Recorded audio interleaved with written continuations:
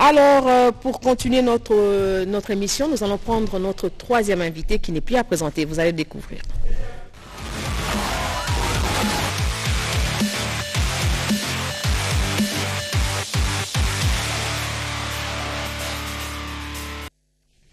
Voilà, merci à Tacha Machini, merci à Gédéon qui est du côté du son. Donnez-nous de temps en temps le retour. Hein.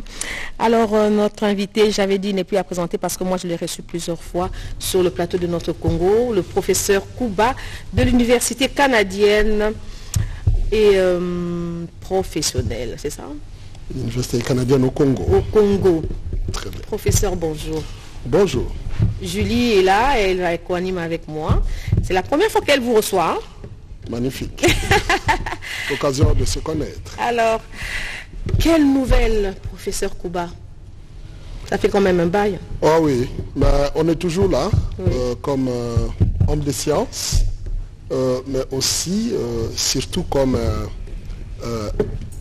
acteur de développement. Oui. Parce que, vous savez, le Congo ne se développera qu'avec l'apport et l'appui de ses filles et fils. Donc, même étant chercheur, voulais-je dire, à l'université, mais nous restons comme acteurs communautaires, et ce, dans presque tous les domaines, pour donner notre pierre à l'édifice Congo. C'est comme ça que je pourrais qualifier cela. Julie. Professeur, il y en a qui disent, il y a certains noms qui disent que la RDC est en développement. Pourquoi il le dit souvent? La RDC? Elle est en développement. D'abord, le concept de développement ne peut pas être compris de manière généraliste. Ok. Parce qu'aujourd'hui, si on dit un pays est développé, on doit partir d'un certain nombre de critériums. En général, quand on dit les pays développés, les pays du Nord, les plus industrialisés, on regarde peut-être au regard des avancées technologiques. Mais encore là, il faut voir, dans d'autres domaines, un pays peut être aussi avancé technologiquement, mais sur le plan des mœurs, sur le plan culturel, sur le plan religieux, sur le plan moral, n'a peut-être pas des avancées significatives autant que celui qu'on dit sous-développé. Donc c'est pour cela que je dis qu'il faut toujours nuancer. Moi je dirais plutôt que chaque pays est développé selon son contexte, selon son environnement, mais on ne peut pas classifier de manière catégorique tous les pays, les mettre sur le même point pour dire que tel est développé et tel n'est pas développé. Les RDC pays en développement suppose qu'il y a une transition, c'est-à-dire on va vers le développement. Parce que lorsqu'on dit en développement, c'est qu'on est en puissance de se développer. Pour ça, je dirais oui, et d'ailleurs, il faut la refondation même du développement de la RDC, parce que si vous voulez, le paradigme, je vais essayer d'expliquer pour que ça soit plus clair, le paradigme dans lequel la RDC se trouve est un paradigme positivisme. Je ne confonds pas les plateaux à la salle de cours. Oui, à l'université, là.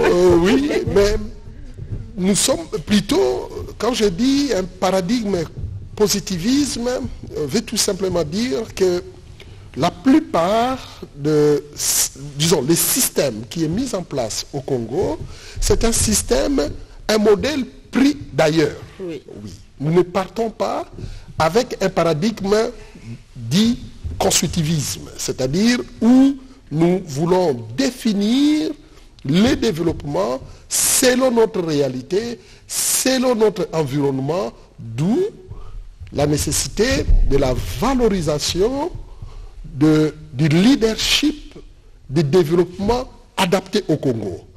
Et c'est là où le problème doit se poser, comment est-ce que nous, les Congolais, nous voulons le développement pour notre pays. Et à partir de ce moment-là, nous pouvons faire notre modèle. Et c'est ce modèle-là, finalement, qui est un concept et qui devient une proposition de valeur, c'est-à-dire la qualité de la vie, l'indice de bonheur que nous voulons créer pour notre population. Et à ce moment-là, on peut dire, ok, le Congo est en voie et en développement par rapport au système qui est mis en place. Mais pour l'heure, il est difficile parce que déjà les pays partent d'un système qui est en totale inadéquation à la fois avec sa culture, son environnement et son histoire. Je vous apprends rien.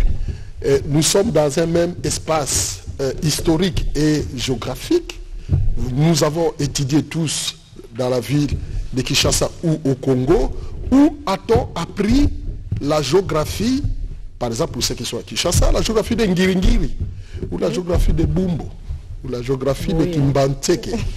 Est-ce que nous apprenons ces notions si élémentaires qui touchent à notre environnement? Est-ce que nous les avons intégrées dans notre science pour justement créer les modèles de développement adaptés à notre culture? En lieu et place, nous apprenons plutôt dans nos écoles la guerre de Waterloo, les Jeanne d'Arc, les Napoléon. Alors je vais vous couper la parole. Alors que notre histoire... Et maintenant, chez nous, qu'est-ce que vous faites pour qu'on puisse parler de Ngiringiri, de Kitambo, de Mongafula ou du Bandundu? Voilà pourquoi j'ai évoqué le paradigme constructivisme, qui veut tout simplement dire qu'il faut construire les modèles de développement de par rapport à notre réalité, de notre pays, par rapport à notre réalité, par rapport à notre environnement. Les paradigmes constructivisme veut dire qu'il faut construire. Chers téléspectateurs, nous sommes à l'université. Par rapport suivez. À notre environnement, et ce n'est pas le cas encore aujourd'hui. Et j'irai encore plus loin. Quand vous prenez par exemple au Parlement, aujourd'hui on vote le budget selon un modèle calqué d'ailleurs. Notre constitution est un modèle inspiré à partir du modèle français. Il n'est pas inspiré à partir de nos us et coutumes. Quand bien même qu'il y a eu quelques adaptations, modifications, mais sinon c'est un modèle qui vient d'ailleurs, où on dit c'est le système parlementaire, semi-parlementaire, présidentiel, qui n'est pas adapté à notre coutume. Ou malgré que la constitution dit que le chef du gouvernement, c'est le premier ministre, mais nous continuons toujours à voir comme premier comptable le chef de l'État. Alors que la Constitution est claire là-dessus. Pourquoi c'est là? Parce que dans notre coutume, nous sommes habitués à responsabiliser en premier lieu le numéro 1. Alors que la Constitution dit autre chose. Mais nous voyons le chef de l'État, qui n'est pas responsable en principe. Le premier comptable, c'est le chef du gouvernement, parce que c'est lui qui défend les programmes du gouvernement au Parlement. Parce que nous ne sommes pas dans un paradigme constructivisme. Si nous l'avions construit selon nos mœurs, notre culture et nos valeurs, nous aurons peut-être amorcé le développement autrement. Et pensez-vous que c'est possible? Justement, c'est là où il faut encourager et appuyer tous les leaders ici. Permettez-moi de citer le chef de l'État, Félix Antoine Tshisekedi Tshilombo, dans certaines initiatives qu'il a prises qui démontrent un certain niveau de leadership élevé. Par exemple, le programme de PLD 145, les 145 territoires. Parce que ça prend un certain niveau de leadership pour comprendre que le développement doit partir à la base. Et c'est ce qu'on a fait avec le PDL 145, où on a pensé qu'il faut rentrer à la base et développer les pays à partir de la base, au lieu de développer les pays à partir du sommet. Les Américains appellent ça le from bottom up. C'est-à-dire, comment est-ce qu'on peut partir des bas vers le haut? Mais le problème, c'est que quand je lis le programme, le PDL 145, j'ai vu quelques lacunes D'ailleurs, nous avons donné notre contribution à l'époque au niveau du Sénarec, parce que je travaille aussi comme consultant. Je suis dans un cabinet de l'intelligence économique en stratégie, un cabinet américain, 21st Century Business Institute, où nous avons donné notre contribution pour voir dans quelle mesure on pouvait adapter le programme PDLSA 45 pour que ça soit véritablement un programme qui part de la base. Et pourquoi? On dit développement de 145 territoires. Donc, ça suppose que ça part de la base. Mais en réalité, ça ne part pas de la base, ça part plutôt d'en haut. C'est-à-dire, c'est le gouvernement central qui met les moyens et qui trouve des agences de développement, dans le cas d'espèces PNUD et les autres, qui vont dans les territoires et qui vont développer les infrastructures. Avec quelle main-d'œuvre? Les main-d'œuvre qui vient d'ailleurs, on fait les appels d'offres, les gens qui viennent dans un territoire, quelque part, je ne sais moi où, à Popocabaka, prenons ça par exemple comme exemple, on vient avec des ingénieurs, avec les maçons, avec les charpentiers, avec toute une panoplie d'experts pour développer un territoire afin d'ériger les infrastructures ainsi que les routes de recettes agricoles. Et la suite, c'est quoi? La suite, c'est que vous partez. Vous laissez les gens dans ces territoires qui n'ont aucune compétence pour assurer la maintenance. Parce que vous n'avez pas développé à la base. Développer à la base, serait quoi? Serait, on va à Bukangalo, donc Popocabaka, comme on a dit, on regarde quelles sont les ressources de Popocabaka. Quelles sont les compétences en termes de capital humain? Popocabaka. Quelles sont les écoles de Popocabaka?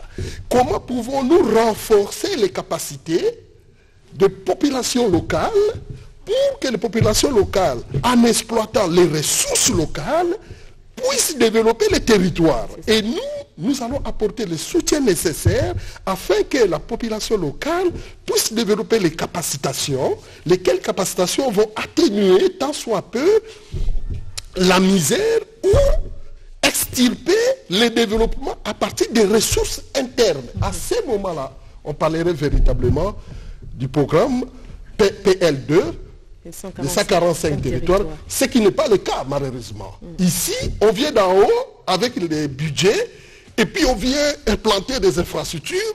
Il faut commencer à la base. On devrait commencer à la base et par l'éducation, parce que sans la fondation du capital humain, qui est le maillon dans la chaîne de valeur de la transformation, sans ces maillons-là, vous n'allez pas arriver à transformer vos ressources. N'oubliez pas, le Congo est un scandale géologique, mais ça fait plus de 65 ans. Nous manquons de l'eau, nous manquons du pain, nous manquons encore de l'électricité. Dans certains coins, avec un taux de décès de moins de 15% pour un grand pays comme la République, alors que nous avons toutes les ressources avec toutes les variabilités biologiques, des gènes, des populations et des écosystèmes. Le Congo continue encore à manquer de quoi nourrir sa population. Ça veut dire qu'il y a un problème au niveau transformationnel de nos ressources. C'est ça. Et ça, c'est un problème au niveau de ce qu'on appelle les cadres macroéconomiques. Vous entendez souvent parler des cadres macroéconomiques, mais très souvent les gens ne comprennent pas ce que ça veut dire, les cadres macroéconomiques. Un pays se développe comment? Un pays, c'est comme une maison. Quand vous voulez construire une maison, vous devez mettre la fondation, n'est-ce pas? Et la fondation pour un pays, c'est ce qu'on appelle les ressources naturelles d'un pays. Donc le pays peut avoir de l'eau, peut avoir des mines, peut avoir la terre, le cas du Congo, 120 millions de terres arables. Tout ça constitue des ressources. Sur le plan compétitif, le Congo est un pays développé. Je dis bien sur le plan compétitif. Le Congo est plus développé que la Suisse, la France, l'Allemagne, les États-Unis. Ce qui nous manque, donc, c'est... Sur le plan compétitif, c'est-à-dire en termes de ressources naturelles, nous sommes plus riches que tous ces pays que je viens de citer. Même les États-Unis, nous sommes plus riches. Oui. Mais c'est sur le plan de productivité. Productivité, c'est-à-dire transformer les ressources en produits. Là, on n'est pas développé. On est sous-développé parce que nous manquons la main-d'œuvre capable de transformer. Comment on amène cette capacitation pour transformer les ressources naturelles en produits finis. C'est ça le cadre macroéconomique. Il faut mettre en place un cadre macroéconomique. Le cadre macroéconomique, c'est quoi? Ça dit qu'il faut un système éducatif capable de pouvoir éduquer la main-d'œuvre pour transformer. Il faut un système sécuritaire efficace pour protéger vos ressources. Aujourd'hui, à l'est de la République démocratique du Congo, nous connaissons les risques de balkanisation. Parce que, du point de vue sécuritaire, nous avons négligé pendant un certain temps et les voisins se donnent à cœur ouvert à piller nos ressources. Ça a été dit dernièrement par le président Macron. Châtier sans merci ceux qui viennent piller vos ressources. Nous devons les châtier en mettant en place un cadre macroéconomique, c'est-à-dire une sécurité capable. Il faut mettre également ce qu'on appelle le climat des affaires. Il faut créer le climat des affaires. Il faut un système de santé parce qu'il faut protéger la population pour que la population soit en bonne santé afin de pouvoir produire. D'où tout ce que je viens de citer, on appelle ça des agrégats. Tous ces agrégats constituent ce qu'on appelle... je les agrégats. Les agrégats. Tous ces agrégats constituent ce qu'on appelle les cadres macroéconomiques. Et c'est les cadres macroéconomiques qui vont permettre de faire éclore ce qu'on appelle la microéconomie, les cadres microéconomiques qui est la population. Vous, moi, quiconque, pour que, profitant du climat des affaires, profitant d'un système éducatif, profitant d'une sécurité mise en place par les pays, profitant d'un système de santé efficace, profitant des routes, moi, citoyen lambda, je peux créer mon entreprise. Parce que j'ai trouvé un climat des affaires déjà bien préparé. Le cadre macroéconomique a permis à ce que le cadre microéconomique puisse se prendre en charge. D'où l'entrepreneuriat. Et l'entrepreneuriat, c'est quoi, si vous permettez que je rentre là-dedans? C'est là que je voulais en venir. Ah, c'est là que vous voulez en venir. Et c'est quoi? C'est pour disons, quelle est la contribution de l'entrepreneuriat dans le développement de l'entrepreneuriat vient au troisième niveau. Premier niveau, j'avais dit les ressources naturelles. Deuxième niveau, les cadres macroéconomiques. Le troisième niveau, c'est la population. Son apport. Mais la population ne peut donner sa contribution que si elle trouve un cadre macroéconomique. S'il n'y a pas de sécurité, est-ce que vous allez faire les affaires? Non. Si vous êtes malade, est-ce que vous allez faire les affaires? Non. Si vous n'êtes pas bien instruit, est-ce que vous saurez gérer? Non. C'est les cadres macroéconomiques qui donnent les capacitations à la population de se dire j'ai été bien éduqué, j'ai une bonne santé, je suis dans un territoire qui est sécurisé. Que dois-je faire? À ce moment-là, la population a ce qu'on appelle les idées. Les idées pour créer de la valeur. Et la valeur va maintenant permettre à ce qu'on crée ce qu'on appelle une entreprise. Une entreprise n'est rien d'autre qu'une proposition de valeur. C'est-à-dire, j'ai une idée et je vais transformer mon idée à une valeur. La valeur ici veut tout simplement dire je vais répondre à un besoin spécifique. Et le besoin ici, nul n'est besoin de répondre à un besoin de façon généraliste.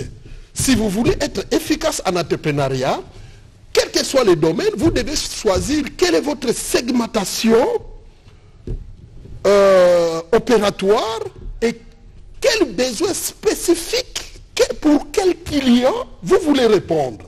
Si vous répondez à ça, vous créez de la valeur dans n'importe quel domaine. Et l'entrepreneuriat, c'est justement la création de la valeur. Et quand vous créez de la valeur, qu'est-ce qui arrive? Vous créez de l'emploi.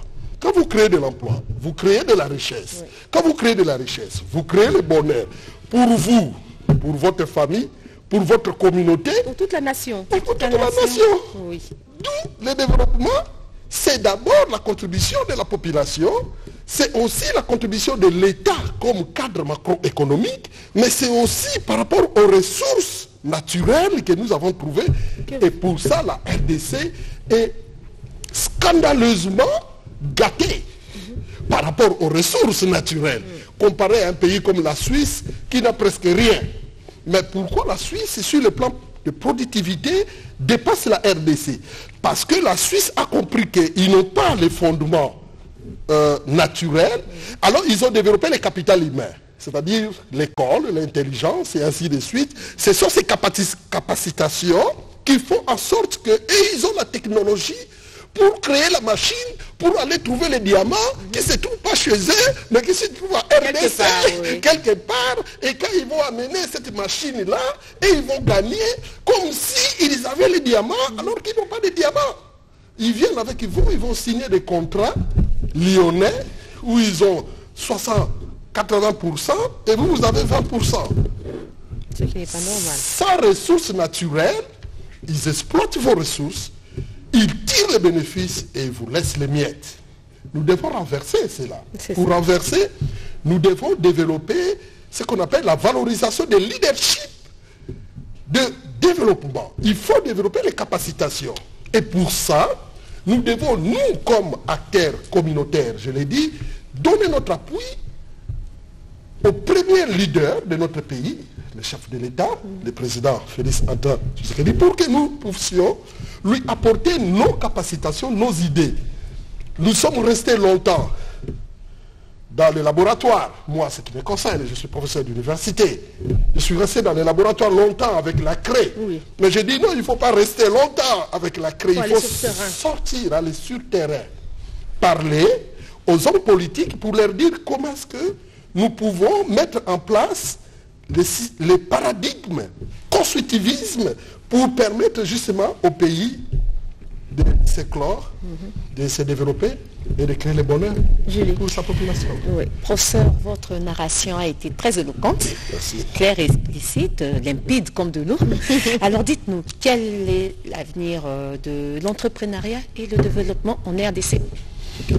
L'avenir de l'entrepreneuriat et le développement en RDC, je suis les nouvelles, je vois plusieurs programmes qui passent à la télévision. Je citerai le dernier programme qui d'ailleurs a été soutenu par les chefs de l'État, Transform, qui va consister à soutenir les entrepreneurs. Il y a également PAM-PDM, qui sont également des programmes qui ont été mis en place. Mais au-delà de tout ça, on sent toujours que la population ne s'approprie pas du contexte ou de la proposition de valeur de l'entrepreneuriat.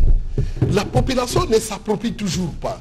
Malgré qu'on disponibilise le fonds de garantie dans tous ces différents programmes, malgré qu'on fait des subventions, c'est-à-dire on vous prête l'argent sans remboursement, il y en a eu dernièrement qui ont reçu de 20 000, de 30 jusqu'à 100 000 $. Mais quand vous allez voir tous les gens qui ont reçu le financement 5 ans plus tard, vous allez trouver qu'ils sont revenus à la case de départ. Donc ça veut dire qu'il y a quelque chose qui manque. Eh bien, ce qui manque, ici, l'occasion pour moi, nous sommes sur le plan de la télévision, de dire à qui veut attendre. Ce qui manque, c'est le système. Il faut mettre en place un système qui va permettre à ce que de la fondation ici je veux dire le système éducatif, de l'école primaire jusqu'à l'université, nous puissions créer un système orienté vers le développement entrepreneurial. Je m'explique. Il faut quitter le positivisme. Je reviens encore sur le terme positivisme parce qu'il s'agit de nous apprendre des notions comme absolues. C'est-à-dire, en mathématiques, on appelle ça les postulats. Les postulats sont comme des axiomes où on vous dit ne réfléchissez pas, c'est comme ça. Et c'est comme ça que notre école est faite. C'est-à-dire, on vous dit taisez-vous, croisez les bras, suivez. On ne dit pas à l'élève réfléchissez, donnez votre opinion. Non.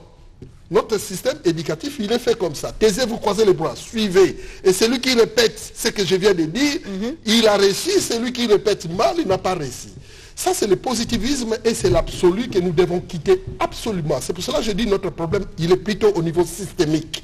Donc, il faut mettre en place le système qui commence depuis l'école maternelle jusqu'à l'université. Où, au sortir des études primaires, nos élèves doivent sortir avec 6 métiers.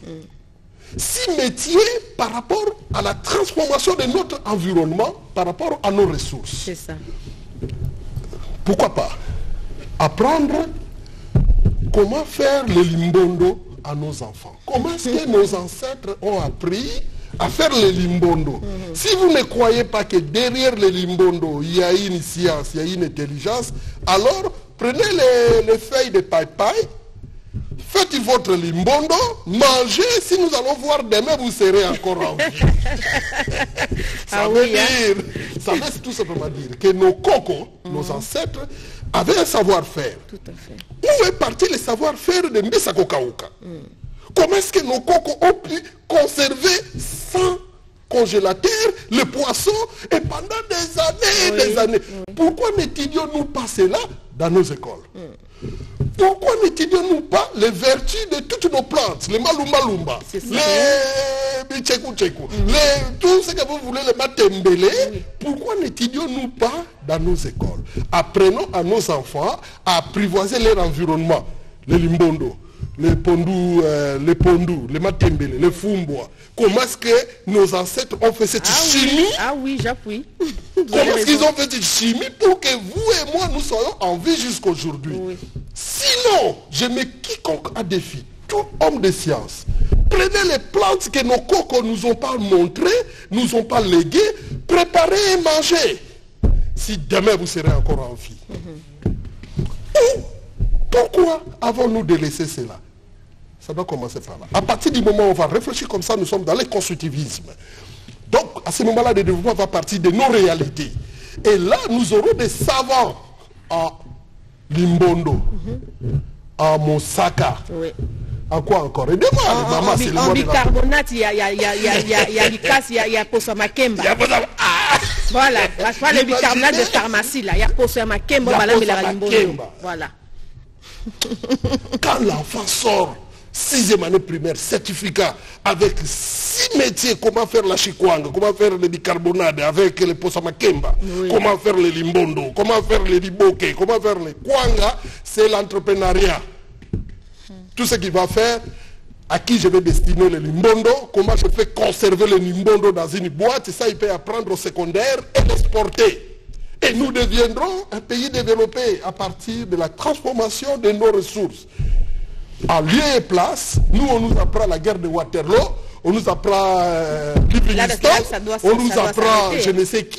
Il y a une maman qui prépare là, donc elle prépare, en fait, c'est ça l'entrepreneuriat. Oui, les ressources que nous avons, l'intelligence que nous avons, nous les mamans, disons les mamans en général, africaines ou congolaises, on ne sait pas, on mesure avec les yeux et la tête. On ne peut pas prendre 2 grammes. 500 grammes. Et c'est comme ça que maman, je vois maman Monique qui est en train de préparer.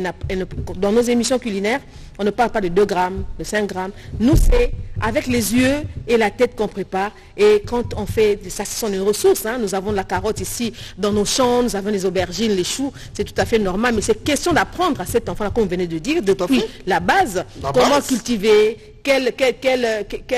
donc, sur quelle terre, à quel endroit. Donc ça part de l'école afin que l'enfant puisse sortir avec ne fût-ce que 6 métiers. Mais cela a aussi un impact civilisationnel et existentiel. Je m'explique. Si quelqu'un, il sait que là, j'ai le fumbois pour manger, croyez-vous qu'il va laisser un étranger venir dévaster son champ, le chercher de cet espace, là où lui, il trouve à manger et il sait que j'ai fait mon entrepreneuriat avec ça? Non. Et c'est là où les bas blessent. N'ayons pas peur, nous, Congolais, de le dire. Comment un Chinois peut quitter chez lui, à des milliers de kilomètres, alors qu'on parle de 145 territoires, devant de 145 territoires. Lui, il vient dans un de nos territoires à Gimbanteke, il trouve qu'il y a des pierres, il les casse, et puis nous les vend. Et puis il détruit nos routes. Après, il fait des millions, il s'en va. Et nous, on est là, téléspectateurs, on regarde, et puis on l'applaudit. Donc nous manquons de l'intelligence. Alors quel conseil, professeur, pour terminer, à donner aux entrepreneurs et aux futurs entrepreneurs pour le développement de notre pays? Les conseils, ça irait dans le sens du peuple d'abord. C'est comme la vision du chef de l'État. Dans la vision du chef de l'État. Comment est-ce que le peuple congolais peut être mis au devant de la scène et que ça soit le peuple d'abord? Excellence, chef de l'État, s'il faut mettre en place les systèmes qu'il faut. Et si vous avez besoin de gens de confiance qui peuvent mettre en place ce système, nous sommes là pour contribuer, pour que nos enfants apprennent l'entrepreneuriat dès l'école maternelle, primaire et secondaire. Et c'est là où nous allons sortir du sous-développement. Et votre question préliminaire qui était le Congo est un pays en développement, je l'avais nuancé par rapport à ça. Sous-développé par rapport à quoi? Dans quel contexte? À ce moment-là, si on rentre sur le plan ontologique et non épistémologique, c'est-à-dire en termes de sémantique, des mots, parce que, mais on rentre dans la nature, c'est ça qu'on appelle l'ontologie, on comprend que nous ne sommes pas sous-développés. Nous sommes plutôt en ignorance de nos potentiels. Nous sommes suffisamment capables de changer la donne si nous mettons les systèmes qu'il faut. Le problème chez nous, c'est que nous n'avons pas... Le problème au Congo, c'est un problème purement systémique et non un problème systématique. J'explique qu'il y a une nuance entre les termes systémique et systématique. Systématique, c'est dans l'enchaînement des choses. Comme les gouvernements aujourd'hui fonctionnent de manière systématique. On sait qu'il y a tel ministère qui doit faire ça. Mais systémique, c'est quand il y a alignement au sens des résultats pour le peuple d'abord. Si on aligne toutes nos actions pour... Ça, quand je dis le peuple d'abord, c'est très profond. C'est pour cela que j'ai toujours considéré Étienne Tshisekedi comme un visionnaire au même, et pour cela d'ailleurs il est l'héros national, au même niveau que le Mandela, le Martin Luther King, le Lumumba, parce qu'il avait vu depuis longtemps le peuple d'abord. Donc il faut mettre au centre de tous nos intérêts le peuple. Et pour ça, il faut créer un système. Lequel système va aligner de manière stratégique, c'est-à-dire en faisant les choix qu'il faut pour que, in fine, ça soit le peuple d'abord qui profite de ça par rapport au cadre macroéconomique que je venais d'expliquer. Parce que la population attend souvent cadre macroéconomique, mais il ne comprend rien. Justement, professeur, vous dites qu'ils ne comprennent rien. Là, on vient de recevoir un message d'un groupe de gens qui sont à Mazamou, qui nous suivent. Ils ont dit, professeur, merci, mais vos français, là, c'est trop technique, c'est trop français. Est-ce que vous pouvez expliciter? Parce que vous avez parlé de cours qu'on peut dispenser depuis l'école primaire jusqu'à l'université. Vous avez parlé de Limbondo, vous avez parlé de Fumboa. Est-ce que le bangon a lingala? Et peut-être que le bangon sont qui nous sommes congolais, non?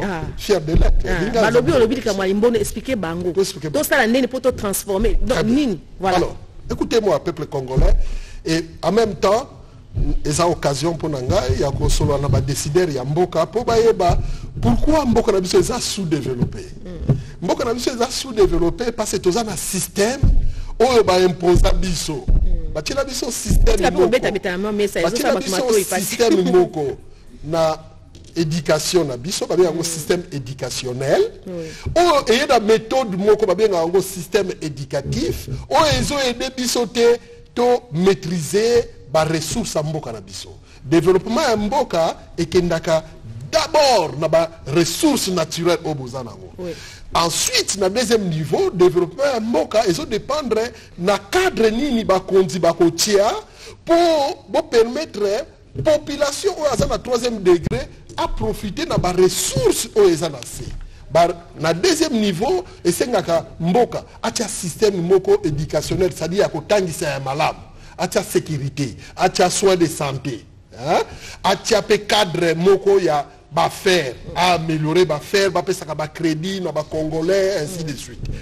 Maintenant, ce qui ba konzamboka, ba tcheyango, yangonde ke permettre bana mboka ba yeba ndeni ba ko transformer ba ressources na bango na mayelo bazui na classe mayelo ngo bazoka ngo na classe il faut ba banda ngo école maternelle il faut to zongi sana ba kelasi na biso ko lakisa bana na biso mayelo ba koko na biso ba tikela biso na mabele o ya biso na biloko ya biso po biso to transformer ba biloko ngo kuma ba ressources ba richesse po na biso lokola ba pondu ya Limbondo ba bicarbonate basala ngo na makemba ndeni baisalaka kuanga ndeni bakausaka mbisa kokauka ndeni balambaka pondwa mosaka toye kolisa bana na biso na classe ndenge nini basalaka jus ndenge nini basalaka kongo bololo po ekoma kisi ndenge nini basalaka malumba lumba po ebikisa yo ndenge nini batia yango na biloko pourquoi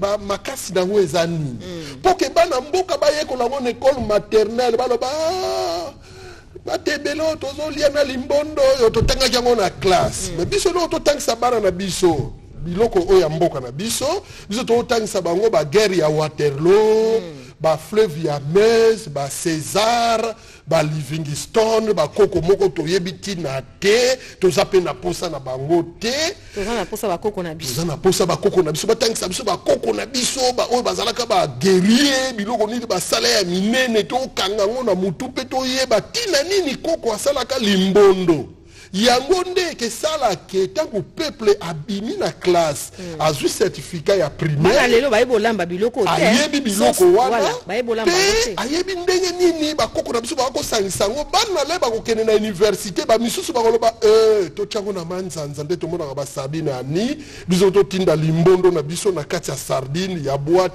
soko fongolika ya boklo limbondo yango wana nde entreprenariat bandi wana le peuple d'abord oyo mokonza mboka aza kolobela yango wana donc il faut to changer système biso toza ba professeur ya université mais na décider na quitter laboratoire to ya na mayele oyo toyekoli to tyango mpona mboka parce que mboka pendant 65 ans tozozonga sima po système ya malonga eza te nde na ye nalobi nabima na télévision napesa mayela ngo po mokonza mboka papa Félix Antoine Tshisekedi toyeba ndenge nini tokosoutenir ye et que biso ba professeur comme acteur communautaire toya topesa maboko na ba structure oyo azali ko créer net structure a créer horizon 2023 pour akoyeba ko soutenir mokonza mboka soit deuxième mandat parce que toza na besoin ba leadership ya niveau oyo parce que abimisi programme ya 145 territoires programme ya 145 territoires lobi que il faut